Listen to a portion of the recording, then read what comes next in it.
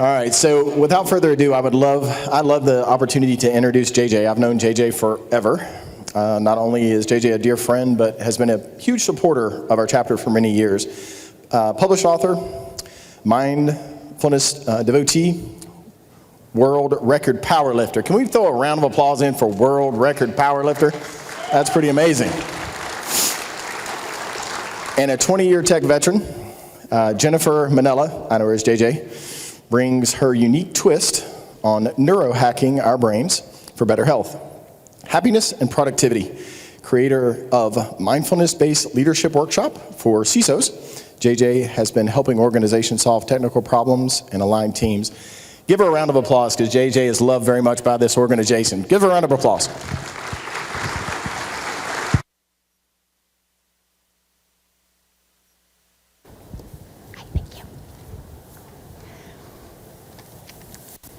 Hi, everybody. I'm just making sure the mic's on. Thank you for such a lovely introduction. First, I just have to tell you guys, for over a decade, I've been traveling all over the world to different countries, speaking at conferences like this, meeting new people, and it's been exciting. But there is just absolutely nothing more rewarding than doing this here, than doing this in my hometown and with our local community, our Raleigh ISSA group, and looking out and seeing so many familiar faces. This is a novel experience for me in that regard, and I just want to thank you guys for that. Some of you, I imagine, so just like Rob said, he's known me pretty well for a long time. There are a handful of you guys in here, maybe a few dozen, who have known me personally for a long time. I imagine there's quite a few of you that have absolutely no clue who I am. And there's probably some of you that have seen my name, and maybe you've seen my work and some of my books on network security, maybe some of my mindfulness stuff. And some of my more recent zero trust things, but today is a little bit different. The first thing I'm going to do is strategically move these out of the way before JJ trips on them. And the next thing I'm going to do is that even though a lot of people in here have known me for a long time, I bet there's none of you know this. So even though I've worked in technology for forever, like since I was 14, I got a work permit part-time and I was doing this. By the time I was in my 20s, I was a network security architect and already traveling and speaking at conferences. I got my CISSP shortly after that. It was so cool. That's actually how I found Raleigh ISSA and ended up here. But it wasn't always my entire work life. When I was 21, I picked up a second job, bartending and cocktailing and waitressing at a dueling piano bar. And since we're in Raleigh, yes, it was Rum Runners. No, it was not their current location. Yes, I danced the time warp on top of the pianos every night. So I had my day job, and then I had this night job, and it was a bar. It closes at 2, right? So I'm 21, I'm working at this thing, it closes at 2. By the time I clean up, it's around 3. By the time I get home, it's probably 4 by the time I take a shower and get in bed. And then I'm back up at 6:30 to get to my day job. I'll let you do the math. That's not a lot of sleep. But it's okay, right? You know, like, I'm in my early 20s, I'm invincible, I'm a machine, I'm like a robot. At least 3 of you like to refer to me as alien and mutant. Don't know how I feel about that one. But the thing is, I'm none of those things, right? I'm just a human that's not sleeping enough. And not only that, but my day job, because I'm a network security architect, I have overnight cutovers. So it was not rare for me to get up in the morning, drive an hour and a half to my office, work all day prepping for a cutover, go on site to a hospital or a telecom client, do a cutover, physical cutovers with equipment through the night, lead a team doing that, and then I would stay there on site through summer, most of the next day, to make sure nothing quirky happened. And so it wasn't just the second job, it was pretty common that not only would I be up, but I would be working for 30 or 40 hours straight. And it was a lot. So if it happened today, I would probably go find a little bag of 5-Hour Energy, or those white monsters. I like those. Sometimes the orange ones, but usually the white ones. Now remember, this was a few years ago. We didn't have those then. But what we had was a Fedra. Yeah. I loved Fedra. I lived on Fedra the way that coders probably live on Mountain Dew. It was like Gollum in the ring. I love this stuff. You guys probably know where this is going. Let me fast forward for you. So a couple years later, I'm 23 with some serious heart issues. Palpitations, arrhythmias, my heart is squishy, just generally feels like it's not working right. And that is scary, especially when you're 23. It got so scary, in fact, that it hit a point where I was terrified to go to sleep at night because I was afraid I wasn't going to wake up. It was that bad.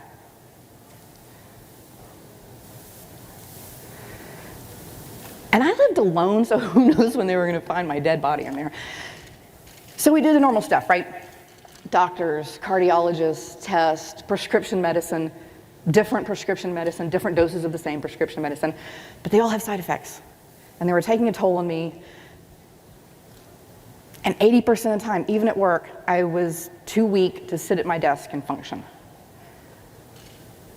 I would just curl up in a ball on the floor and try to sleep. And that is, luckily it was a carpeted office, that was nice, but that's not a good way to start a career. It's not a good way to launch in your 20s. And I'm very science driven. I went to the School of Science and Math and I said, that's fine, I will do my own research. And I was gonna say I Googled some stuff. I probably Alta-Visted some things. I ended up, everybody's nodding like, yeah, I was there then. And I ended up with some books, and eventually I found myself in a Tai Chi class at my local community center. So there I am, right? 23, pretty sure I'm gonna die, in a Tai Chi class with a bunch of old people. And I know, you guys that have known me for a long time, you're like, well, JJ, you ain't no spring chicken, sweetheart. But when you're young, everybody looks old. And I did not understand that until now that I'm old and everybody looks young.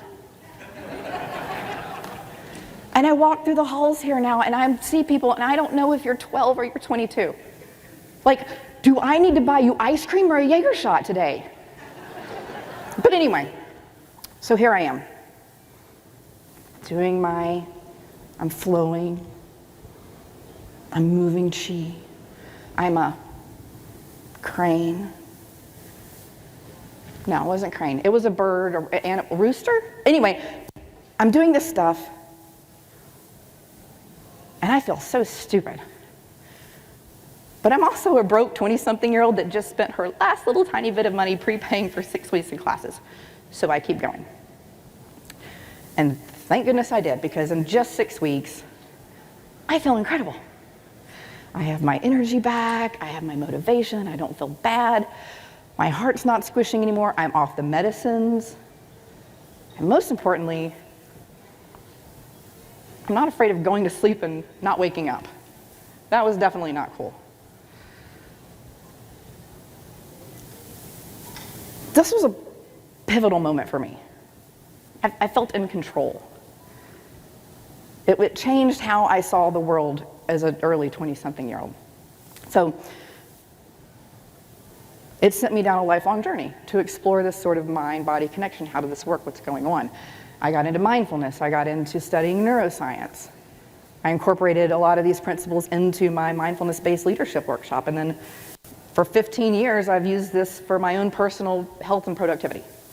It's how I wrote a book in 60 days. I'll tell you about that later. It's what enabled me to make a comeback to competitive powerlifting after 3 major surgeries and a missing bone, still gone. And not just make a comeback, but I actually set new world records when I came back. And this is how I did it.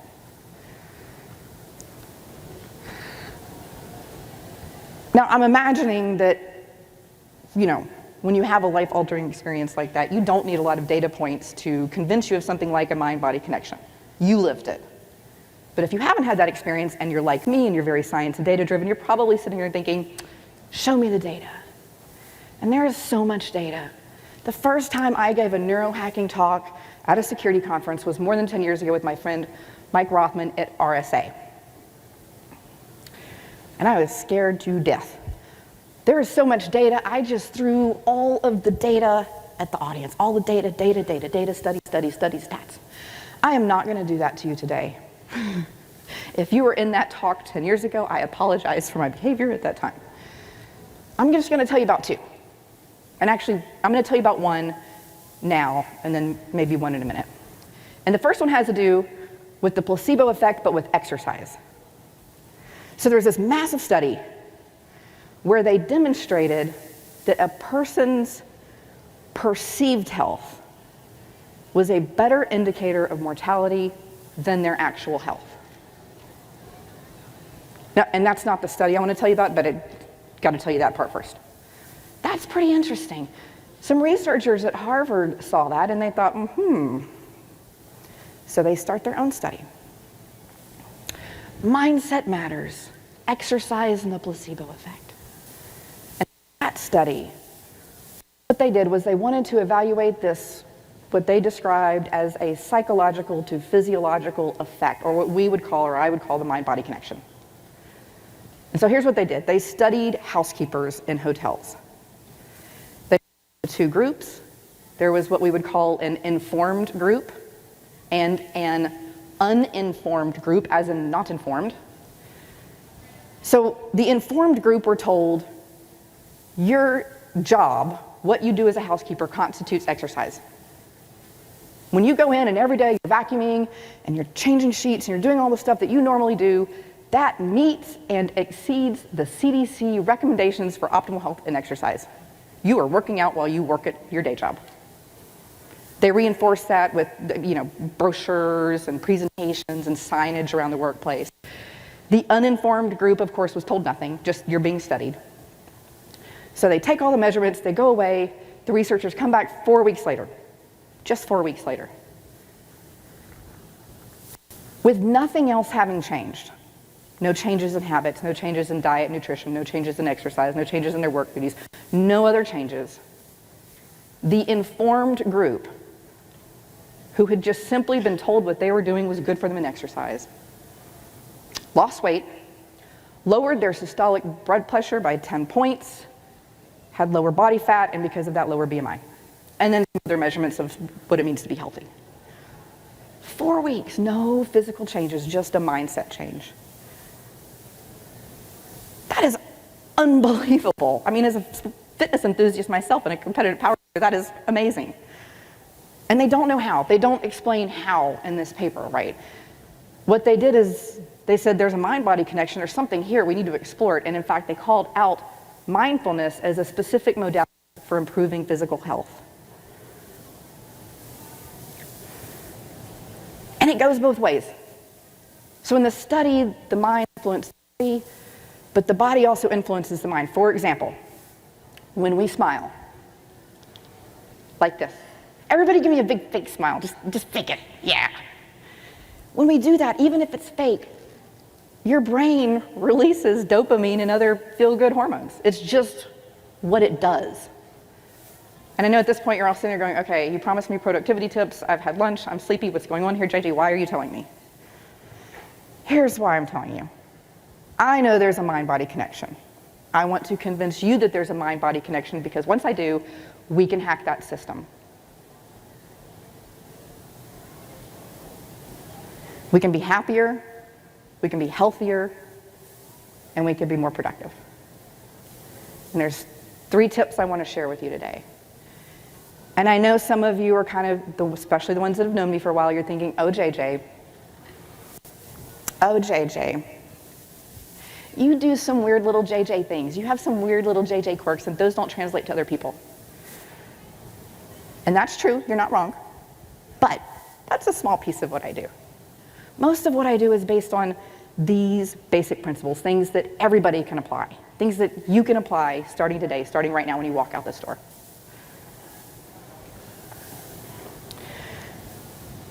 I'm going to tell on myself before I use this clicker.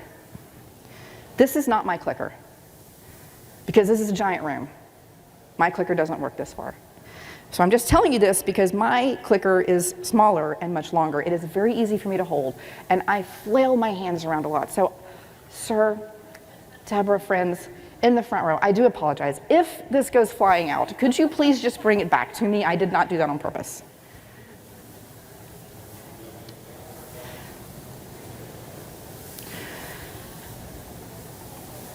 how you experience the world impacts you and every relationship you have. In fact, they say that we don't see things as they are, but as we are. And that is terribly true. So the first neurohacking trick we're going to run through is to reframe your experience. Now, reframing your experience is really just intentionally altering your perception of a situation for your benefit. It doesn't necessarily mean making something up or hearing what you want to hear. It's about finding the silver lining, looking for the good, giving people the benefit of the doubt, not making assumptions, avoiding fundamental attribution error. That's just the phrase we use that describes this weird little phenomenon of when you do something bad, you're a bad person. But if I do something bad, it's not because I'm a bad person, it's because something happened that made me do something bad. And sometimes it's just as simple as acknowledging that somebody else's poor behavior had everything to do with them and nothing to do with you. They are dealing with their own stuff, and it was not personal.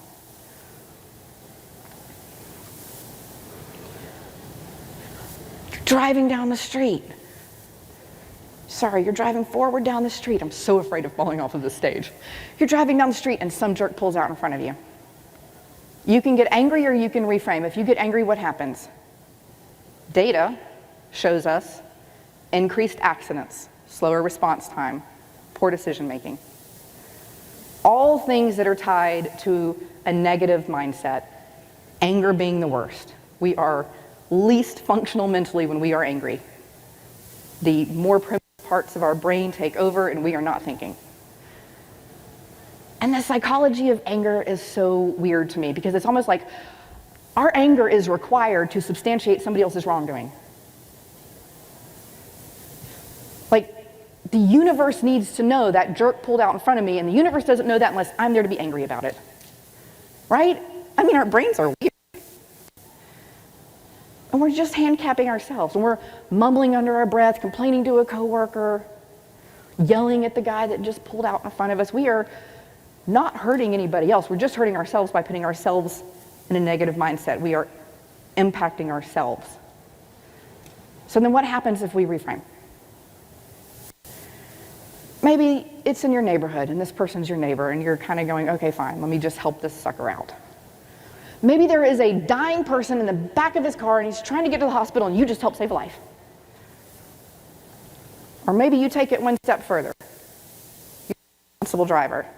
You're tooling along, you're paying attention, you realize that this guy is about to pull out in front of you, and you have a couple of options, right? Yeah, not today, asshole, right? Hit the gas, not getting in front of me, you jerk, get in line. Or we go, okay, I see you. I know you're trying to get in here. Come on, I'm gonna help you. Then you're in control. You're in control of the entire situation. You're in control of your own mindset. It's a completely different experience.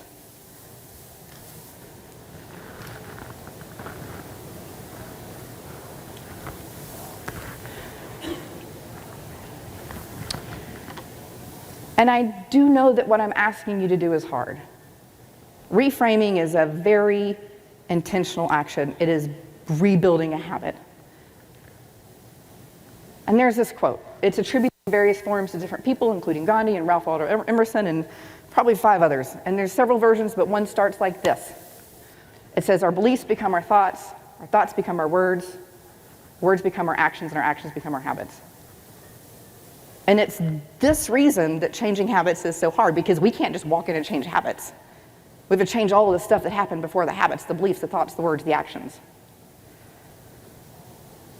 And it's not easy, but when we do, when we can reframe things, we are in control. We've taken back control.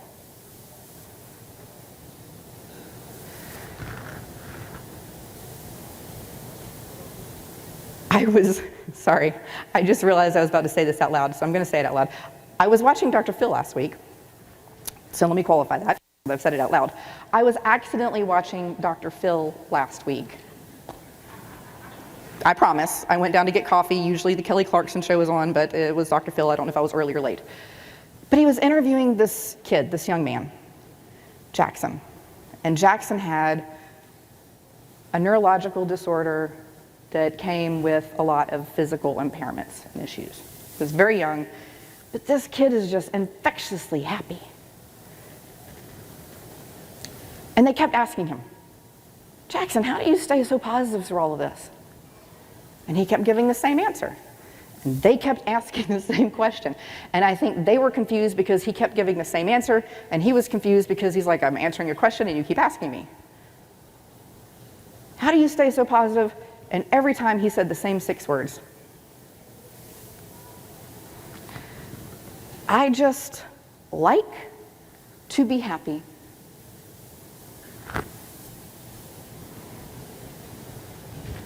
I just like to be happy. He knew it was a choice. And every day we have a choice, and I know there is a lot to deal with in this world. There's a lot to deal with right now in a pandemic world, in a post-pandemic world. There's always a lot to deal with in InfoSec, no matter your role. And there's a lot of things to dislike and maybe even hate, but there's so much more to enjoy. Just sometimes we have to go look for it. Maybe we have to build that muscle, find the positivity. And when we do, we're happier, we're healthier, we're more productive, and specifically, we are 22% more productive. We are 22% more productive when we're happy than when we're unhappy.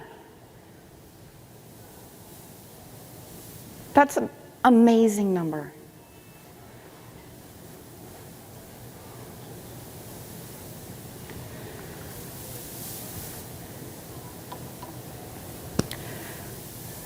I promised you guys 2 studies, so let me do that before I forget.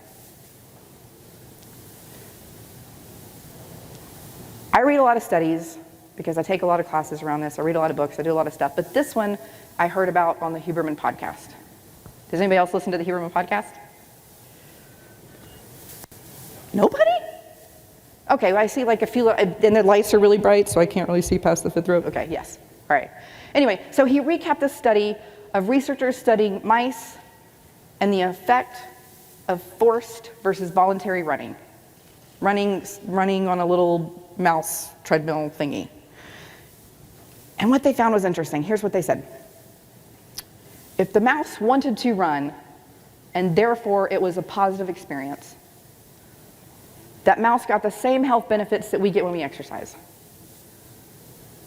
But if the mouse did not want to run, and therefore it was a negative experience, not only did the mouse not get the health benefits, it actually got what they describe as negative health markers. Increased stress hormones, cardiovascular stress, sometimes even death. So the same activity, the same action, when it's perceived as something positive, has one outcome, and when it's perceived as something negative, has a different outcome. And that is foundational in something that Buddhism teaches, which is that nothing is inherently good or bad. It's all neutral. What makes something good or bad is our experience with it, our perception of it. And the mouse study proves that. And reframing is just a tool. Speaking of positive and negative experiences, there's a magic number. There's a magic ratio that says in any type of relationship, it takes 5 positive experiences to offset 1 negative one. Everywhere, anything. This is widely accepted and proven now, 5 to 1. Reframing is a tool we can use to just shift that. A lot of little opportunities throughout the day where we can not get angry, we can not get pissed off, we can not be sad about something. It's just a tool. Now, I should probably also say, it's not always the right tool. I'm not telling you to grin and bear it. I'm not talking about walking in every day and pretending like life, butterflies and rainbows and unicorns. You can't reframe yourself out of an abusive situation. Or sometimes that doesn't work, but for all of those other times, until we reframe, two things are true. One, we're probably never really happy, never truly happy. What we're doing is hopping from one kind of little piece of misery to another one, enjoying the novelty of a fresh new hell at each little hop. And number two, until we reframe, we don't have the clarity, like the mice showed us, we don't have the clarity about what's actually bad or negative and what we are just experiencing as bad or negative because of our perception or our mood.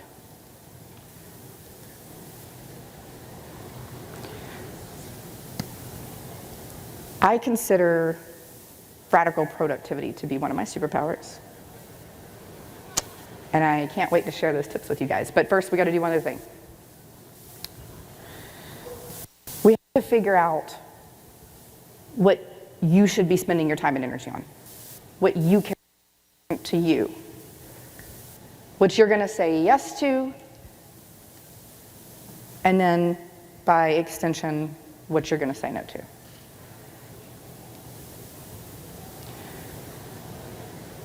So, my neurohacking tip number 2, haven't thrown the clicker yet, is to clarify your passion.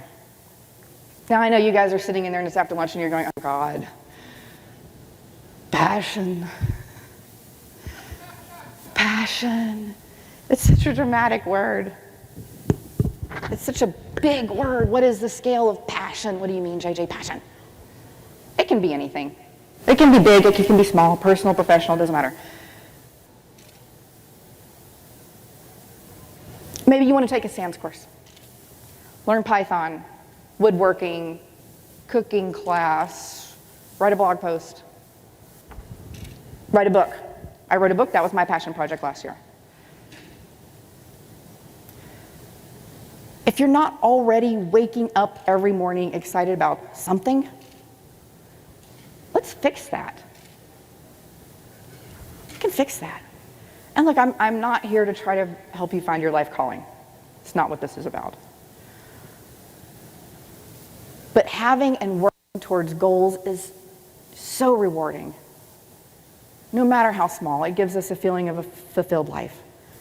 It gives us meaning, it gives us purpose. It gives us a sense of accomplishment. It helps us ease anxiety, fight depression. The list goes on, but having clarity about your goals does one other very important thing. Have you guys heard about the people that make the vision boards?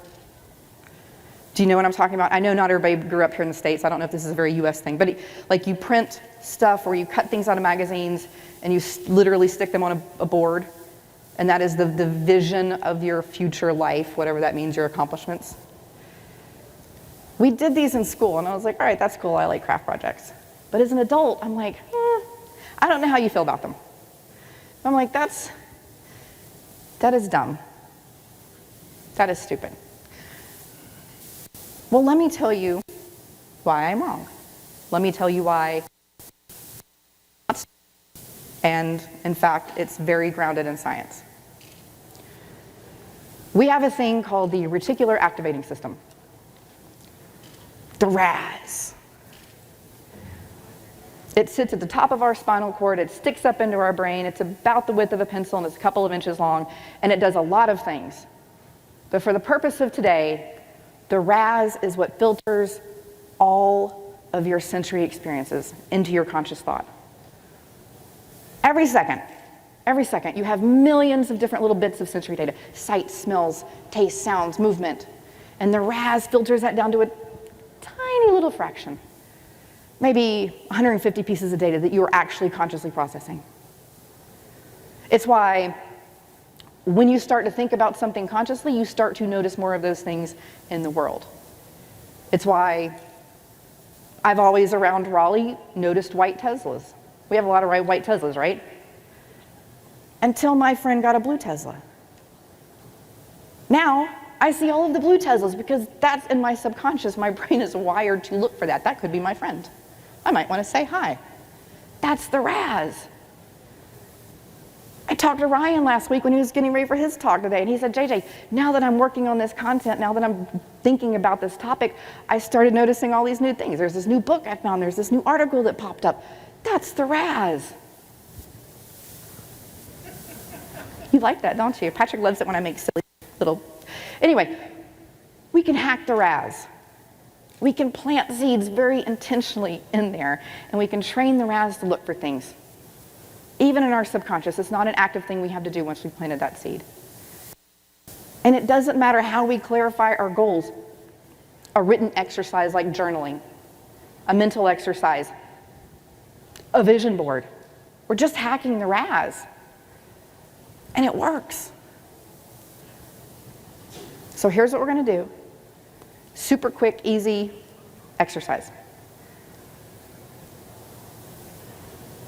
Ready? No, I'm kidding. Okay. It's not a vision board, no. I just want you to think of something. I'm going to run through some words, some ideas. I'm going to ask you some questions. I want to see if you can come up with something. I like to use emotions. Because emotions are a great way to get a response, as Ryan knows. So let's use envy. Let's start small. And again, we're not solving the world problems here.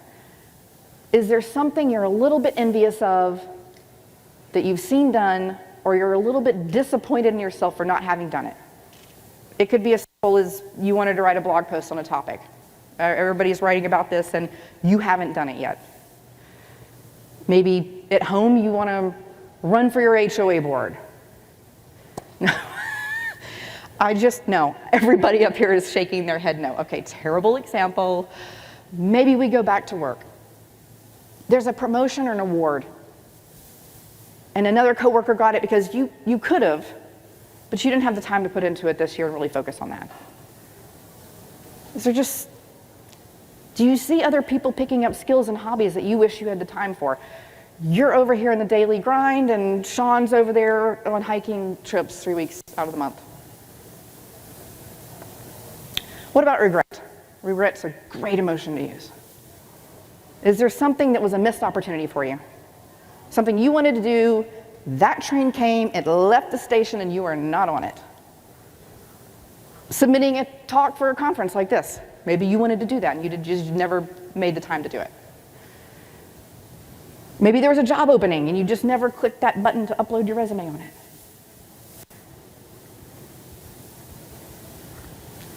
And what would an afternoon keynote be without some death and destruction?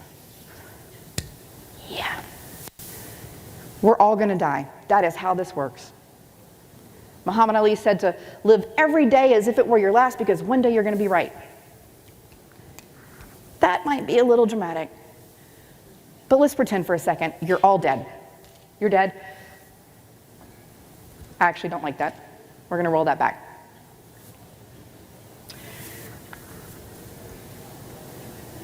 I'm going to undo that. You are undead. You are all undead.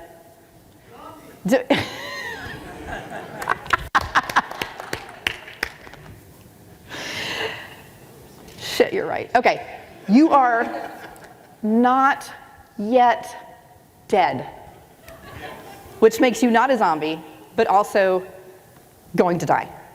Okay. I know. You have some time. You have 3 years. I'm going to make it a little bit long.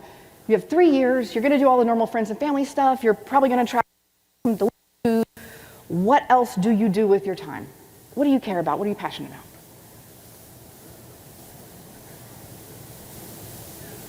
I know that's a little heavy. And you guys always look to me to be your kind of bucket of rainbows and sunshine. So hopefully with that exercise, you have something in your head. I want to take that and work with it and put it on the chopping block. I want you to Marie Kondo your life. Start finding the things that bring you joy and get rid of the rest of the stuff. Warren Buffett said, the difference between successful people and very successful people is that very successful people say no to almost everything. This is a skill that has taken me many years to develop. And I am still not that good at it because I am here with you today. I'm kidding. I'm so happy to be here. But people ask me all the time, JJ, will you do this? Will you do a podcast? Will you speak at a conference? Can I pick your brain? Blah, blah, blah. Yes, that's my inclination. Yes, I want to help. Yes, I want to participate. Yes, yes, yes. But we only have so much time and energy. And at some point we have to say no.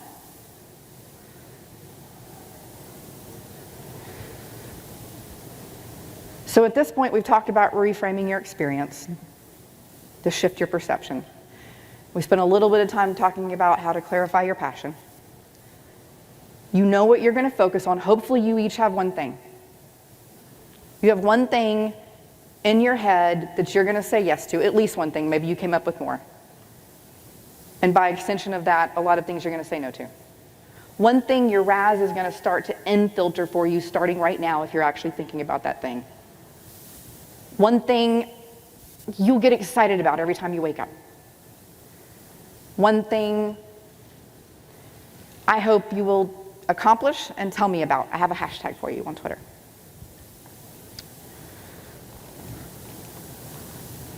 This is the bad part about clickers. That's the hashtag. So now the next thing is to structure your life around achieving those goals and those passions.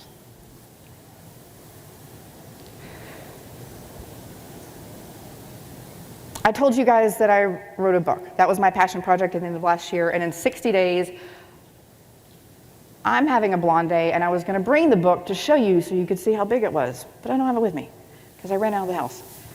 But I wrote a 600-page book in 60 days. It was technically 61 from the time we signed the contract to the last appendix turned in, while I was simultaneously quitting my full-time job, starting my new company. And I want to tell you how I did that. Earlier I said I want to figure out how you're going to spend your time and energy. I said that a few times. But it's not really about time or energy. It's about attention. And so the last neurohacking trick with all of this productivity juiciness is how to manage your attention.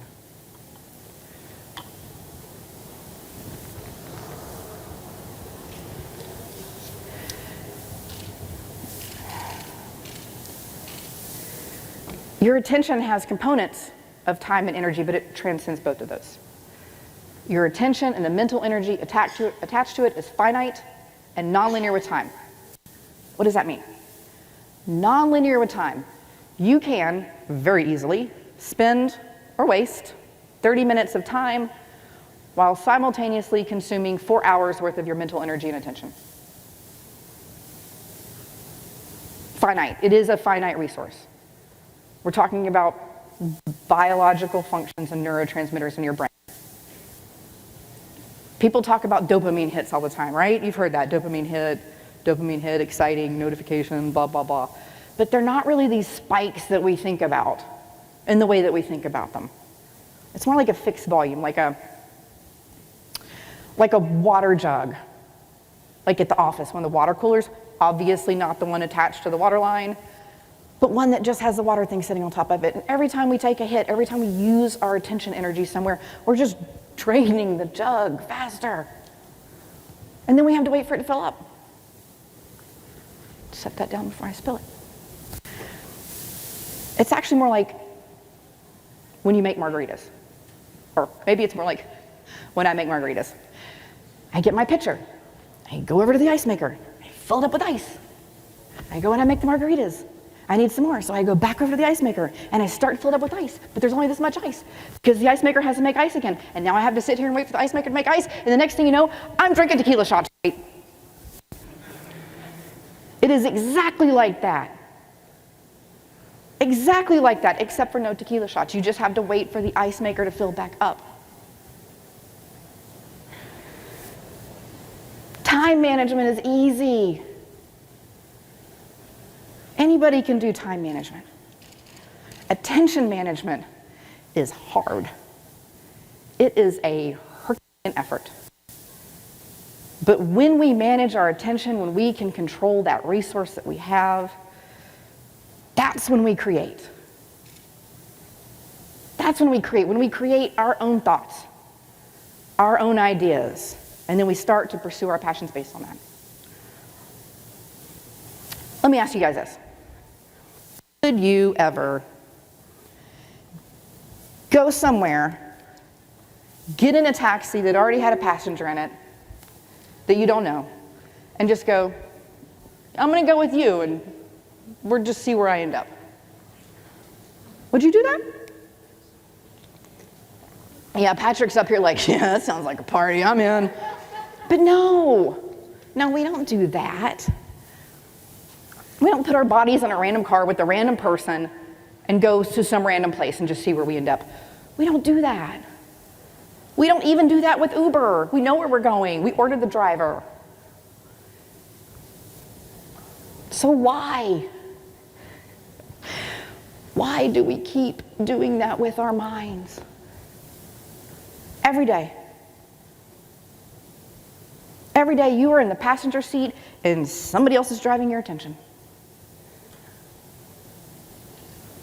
You get up for work in the morning, you get your cup of coffee or your tea or your Mountain Dew or whatever it is you live on, and you sit down and you open email.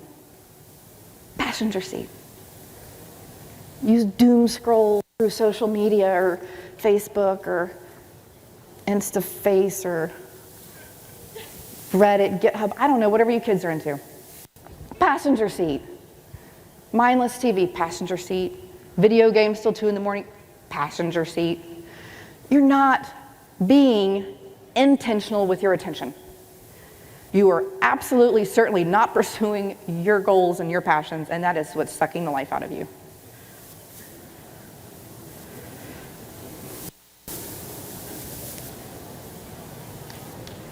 So, how do we stop doing that?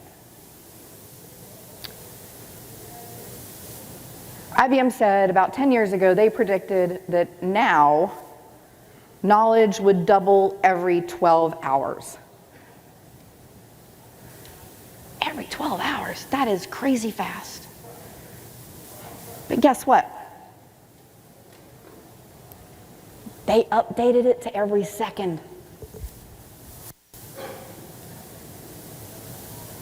Another way to look at it is everybody in the civilized world, that's us, is dealing with the rate of change every day that used to be spread out over 1,500 years. This rate of innovation and information is so fast we can't keep up. We can't pay attention to everything. We have to be more selective. So, let's talk about productivity, how to manage your attention. 3 super simple tips for you. Earlier, I think I told you that radical productivity is one of my superpowers. Yeah, along with that comes multitasking. I am the master of multitasking. I think I'm really good at it, so good at it. I do all kinds of things simultaneously. I do things like I'll host a call, like a video call. I will take notes while I'm on the call while I'm talking and sharing my screen, and I'll have very detailed notes that are bulleted, enumerated, color-coded, links, technical information out to everybody after the call, like within a few seconds. Some of you in this room have probably experienced that with me. I do stuff like that all day, every day. There's only one problem with that, and you know what it is. Multitasking doesn't exist. For executive function, for your conscious thought processing, there is no such thing as multitasking. What there is, and what you're doing, is called task switching. We are switching tasks quickly. Your prefrontal cortex is taking things that you were thinking about, putting it in, putting it out, putting it in, putting it out. And some of us are better at it than others. This is a skill that can be taught. But even when we're good at it, there is so much overhead associated with this. It's like memory swaps in compute. It's just taxing. It is taxing. It's taxing on your nervous system, and it is soaking up all of your little brain juices. So tip number 1, don't fall for multitasking. In a minute, I'm going to give you some very specific things to do in your day to help with that. I'm going to go straight into number 2. Attention tip number 2 is to avoid rethought. Avoid rethought. And I know you guys are probably thinking, what does that mean? You've heard of avoiding rework, right? Do something right the first time so you don't have to redo it. But you might not be considering rethought.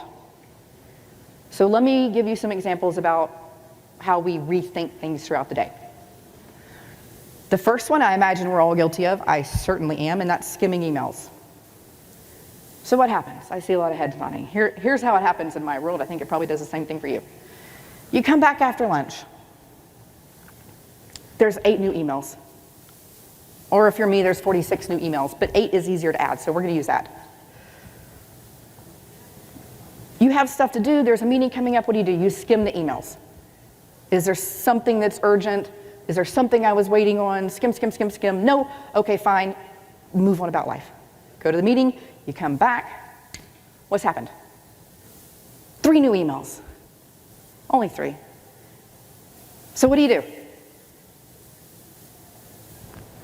You skim them. You skim those 3. And then what do? The other 8 are still there. Well, you only skimmed the 8 the first time. So now you need to go back through some of them, right? Because you weren't really reading them, you were just kind of looking for something urgent, it wasn't something urgent. So now you peek back through those, and now what have you done? You have reviewed 11 emails, you have re-reviewed probably 8, and that cycle keeps going and ballooning throughout the day. And I know not everybody experiences this, but I know some of us, myself included, in this room could spend our entire workday just dealing with email if we let ourselves. Yes. We do the same thing with notifications. I don't know which one's worse.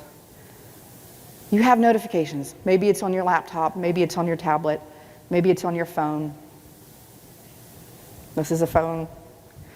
The notification pops up, and there's so many.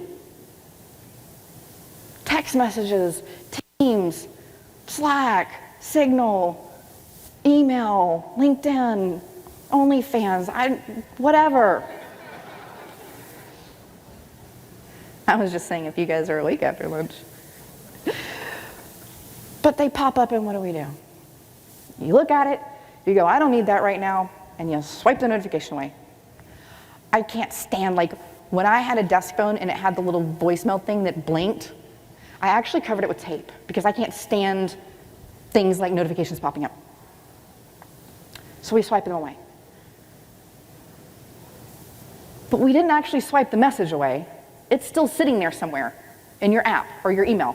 So now you've kind of thought about it the first time because the notification popped up, and then you're going to go think about it again. And then if you're reskimming your emails, you're going to keep thinking about it throughout the day. It's just not efficient. I love efficiency. We do the same thing anytime we start a task and don't finish it. We rethink it. We get into the task, we're doing stuff, we're kind of like, eh. We stop the task because we don't want to deal with it right then. Maybe we don't want to make the decision right then. We go back into it, and then what happens? We wrap our head around it again.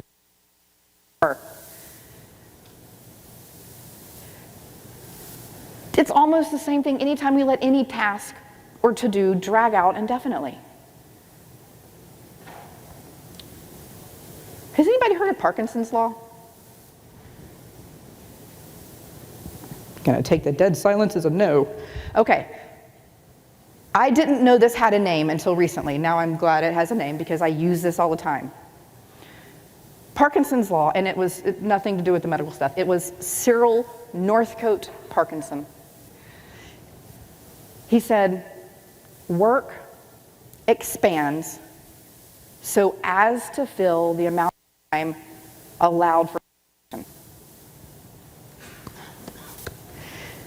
It's why I used to tell myself, I have to clean the house now because people are coming over at 6. They weren't coming over at 6. There wasn't anybody coming over. I just told myself that. If you give yourself 2 weeks to complete a 2-hour task, that 2-hour task is going to become more complex. And even if you're not actively working on the task, you are leaking attention into it. Earlier, I said multitasking was a fallacy, and letting to-dos drag out like this is just a very twisted form of multitasking.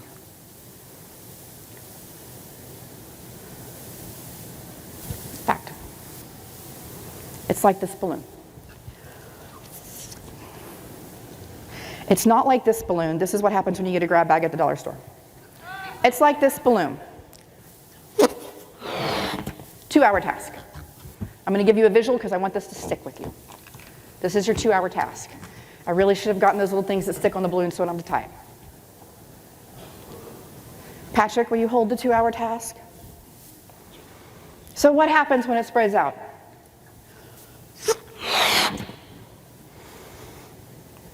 You have 2 weeks now to do this 2-hour task, and you're like, oh, I could do this so much better. I know a better way to do this. But now I need to research that better way to do it. I need to do a little bit more planning. I'm going to need other materials for this. And then you're not actually doing it, but you're thinking about doing it. And now you're wondering why it's not done because it was a 2-hour task and we're a week and a half in. And the next thing you know, your 2-hour task is a 12-inch balloon monster.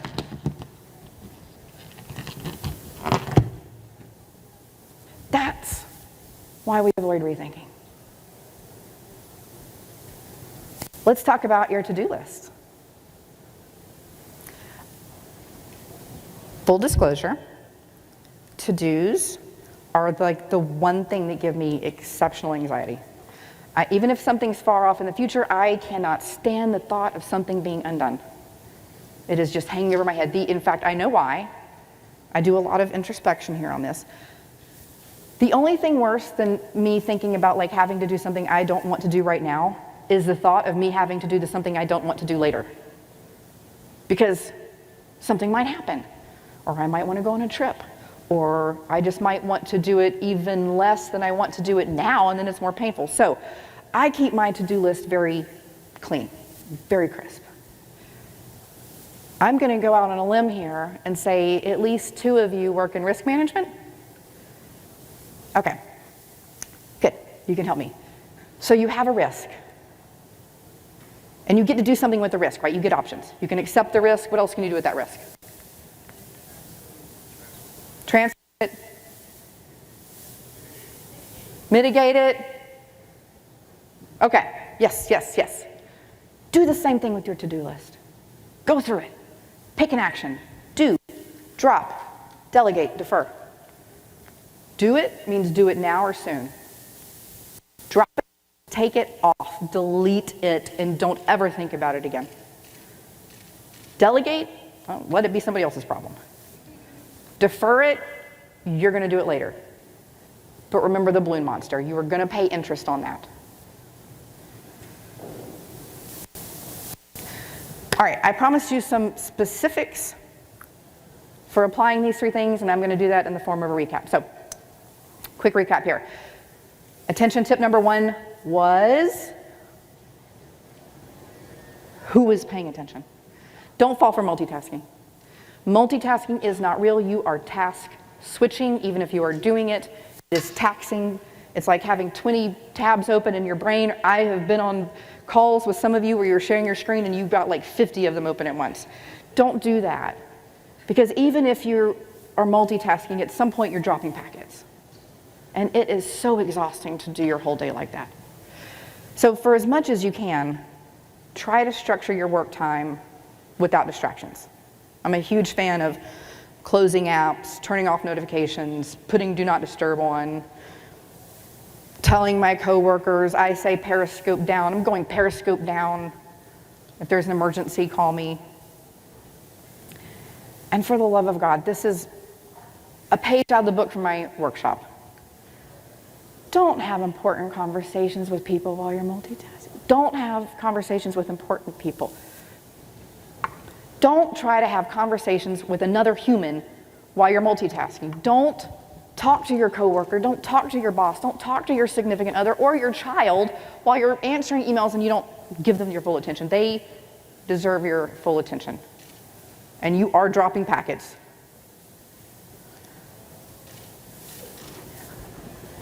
Tip number 2 was avoid rethought and remember Parkinson's law.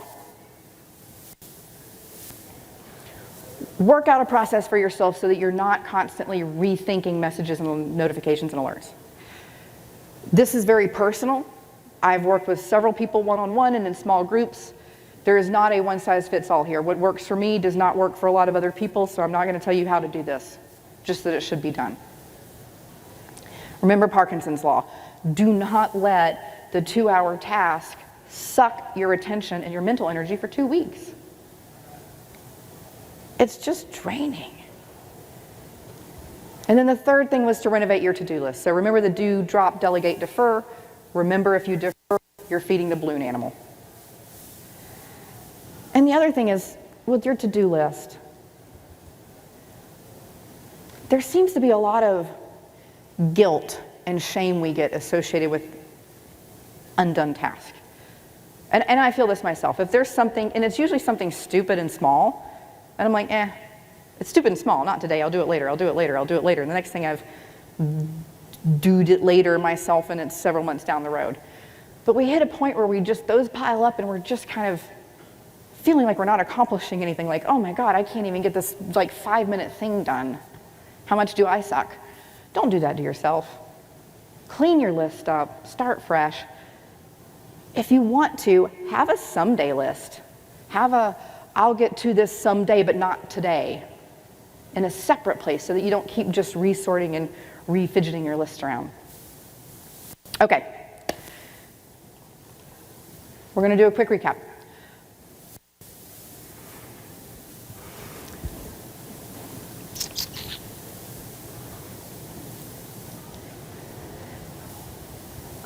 I want you guys to get your blood flowing for a second.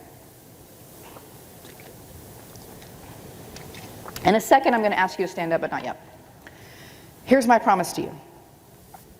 I am not going to ask you to do anything weird. I'm not going to ask you to move or go anywhere. I'm not going to ask you to touch, talk to, or in any way interact with another human being. Just want you to stand up. Is that something we can agree to? Yes? All right, so let's stand up. One of the things that neuroscience has been teaching us is the importance of our cardiovascular health and blood flow on the brain. This is like number one. There's a lot of different meditations. There's focused attention meditations and seated meditation, loving kindness meditation, walking meditation, pretty much any kind of meditation you can imagine or any kind of activity. So I like to get up and move around a lot. Use a standing desk at work. Do you guys, anybody else do that? No? Okay. I see some yeses and some nos. Okay. So one of the things we can do is just kind of march in place. So you can do this however you want to. You can pick your legs up. You can just pick your feet up a little bit if you're doing. It's fine. And we're going to do this for a minute. Okay. But I would like for us to do this together. Can we do this together for a second? Okay. Being that I have a long history of cheerleading and gymnastics, I count everything in like 5, 6, 7, 8, and then we go on 1, okay? Either foot, we're just gonna march, starting on 1, 5, 6, 7, 8, step, step, step, step, step, step. Are you literally taking a picture every time I step, Patrick? Okay, all right. Now, if this is boring and you wanna, like wiggle your hips around or get jiggy and have a dance party, go for it. If you're sleepy and you just want to stretch, you can do that.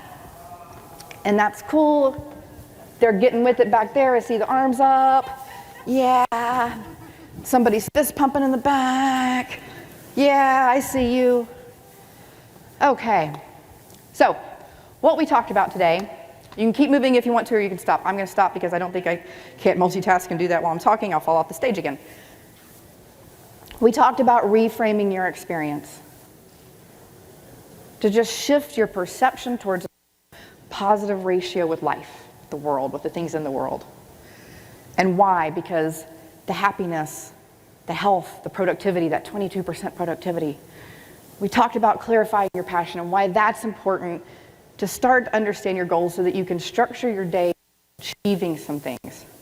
Even if it's small stuff, even if it's just knocking one little tiny thing off of your to-do list that's just been nagging at you for a while. We talked about managing your attention and the importance of that it's not just time and energy.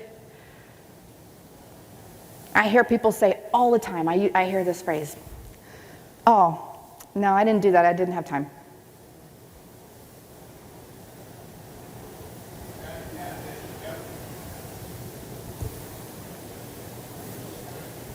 Yes, you did. Yes, you did. You could have. We make time for the things that are important to us. But first, that requires that you understand what's important to you and what you're trying to achieve. But probably what happened was you had the time. What you didn't have was the mental energy or the attention to dedicate to it right then, so you just didn't do something. So you've learned these 3 things today. You've also learned one other very important thing. I have taught you all the dance merengue. I did. That's what this is. That is all this is. This is merengue. People, you just danced. I made you dance in the keynote. Thank you so much for your attention today. Be curious, be kind. I appreciate you guys all so much, and enjoy the rest of the conference.